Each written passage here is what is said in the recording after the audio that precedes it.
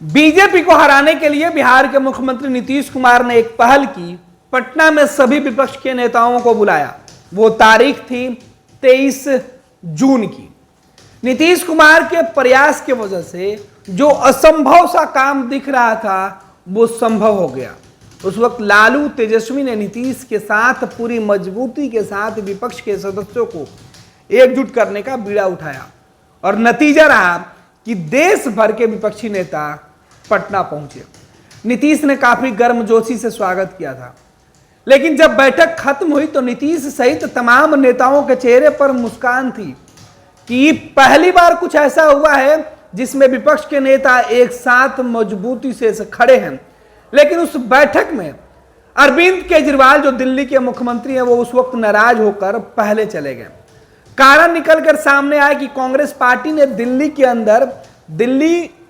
अंदर जो संविधान लाया जा रहा था संशोधन करके, जो कानून बन रहा था दिल्ली को लेकर, उस कानून के खिलाफ में अरविंद केजरीवाल चाहते थे कि पूरा विपक्ष एक साथ आ जाए। लेकिन उस वक्त सदन में अरविंद केजरीवाल का साथ देते हुए कांग्रेस नहीं दिख रही थी और दिल्ली के लिए कानून बन गया, जिस बात को लेकर अरविंद केजरीवाल काफी नाराज हुए थे। बाद में मान मनोबल का दौर भी चला और अगली बैठक की तारीख तय कर दी गई। पहली बैठक में यह तय हुआ था कि जल्द ही नीतीश कुमार की अगुवाई में देश भर में तमाम विपक्ष के नेता एकजुट होंगे। नीतीश कुमार के प्रयास के बाद यह असर हुआ कि देश भर के विपक्षी नेता एक मोर्चा पर आने के लिए सहमत हो गए। पहले 17 से 18 दल एक हुए थे, लेकिन अगली बैठक में उनकी संख्या बढ़ गई।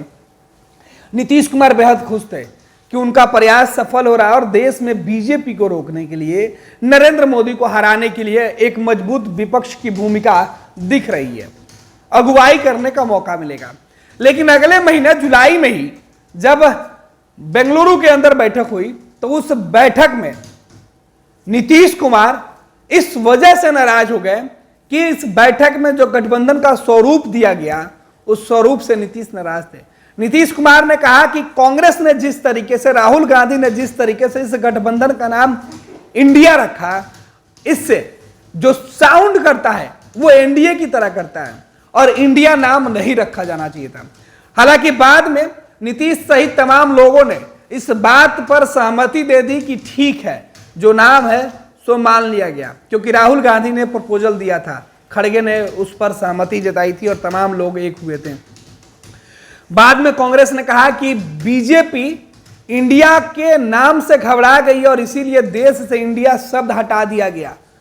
बीजेपी ने सीधे तौर पर भारत के अंदर अब इंडिया नहीं बल्कि भारत की बात करने लगी।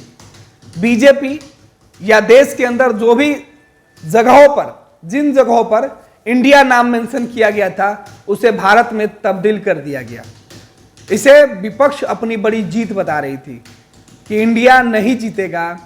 कहने वाले लोग अब इंडिया से इतना डरे हुए हैं कि अब इंडिया के नाम से भी परहेज करने लगे हैं। बात आगे बढ़ी और महाराष्ट्र के अंदर तीसरी बैठक हुई।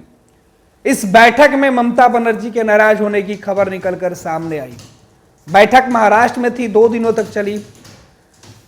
शरद पवार इस बैठक में थे। बैठक के लिए पहली तारीख जो थी वो भी बदल गई थी। तीसरी बैठक में ममता बनर्जी के नाराजगी के पीछे का कारण था कि गठबंधन में सीट शेयरिंग का फॉर्मूला तय नहीं हो पाया था। अखिलेश यादव की भी नाराजगी थी। वो चाहते थे कि उत्तर प्रदेश के अंदर जो समाजवादी पार्टी के साथ कांग्रेस पहले डील करेगी, कितने सीटों पर गठबंधन के साथ सहमति बनेगी। कांग्रेस के नेता इस बात पर उस वक्त हामी भर दिए, बोले कि बात अगली बैठक में होगी। और यहीं से विपक्ष के तमाम नेताओं की नाराजगी की तस्वीरें निकलकर सामने आने लगी जब विपक्ष की बैठक में विलंब होने लगा।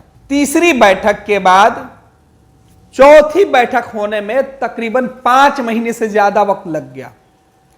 रीजन यह दिया गया कि कांग्रेस देश भर में विपक्ष के गठबंधन के नेताओं से दूरी बनाई हुई है। कांग्रेस पार्टी का यह कहना था कि हम तब अब बात करेंगे जब 5 राज्यों के अंदर विधानसभा के चुनाव के नतीजे सामने आ जाएंगे।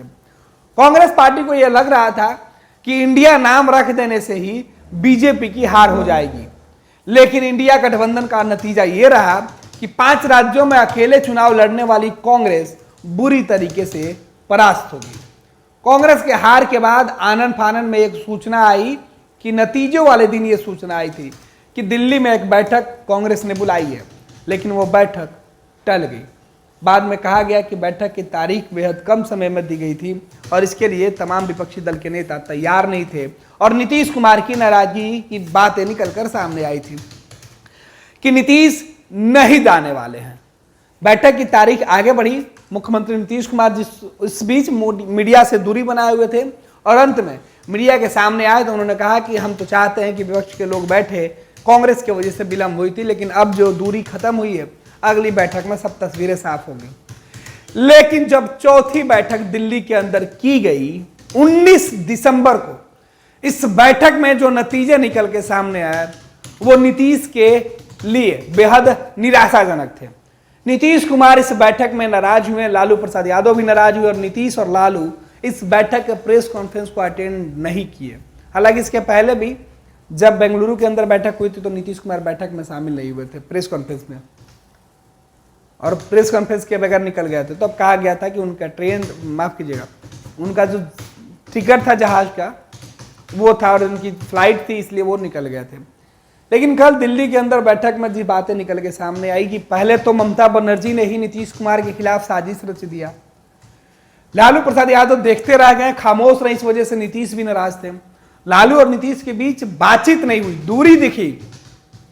देश के नेताओं को एकजुट करने की मुहिम चलाने वाले नीतीश कुमार बिहार में अपने सहयोगियों को एकजुट नहीं रख पाए, यह बात सवाल उठा और अब नीतीश कुमार की नाराजगी की बातें सामने आई। अब बातें है कि अगली बैठक तब होगी जब विपक्षी दलों के नेताओं के बीच यह सहमति बन जाएगी कि किस दल कितने सीटों पर किन राज्यों में चुनाव लड़ेगा। नीतीश ने अल्टीमेटम दे दिया कि ऐसे बैठक करने का कोई मतलब नहीं है जब तक सीटों पर समझौता नहीं हो जाए।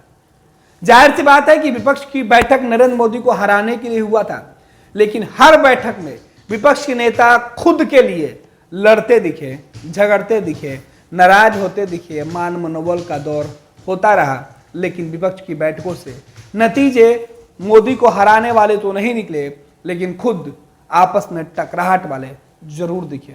अब देखना होगा कि 2024 के चुनाव के पहले यह गठबंधन नाराजगी की वजह से बिखर जाएगा या मोदी के खिलाफ एकजुट होगा।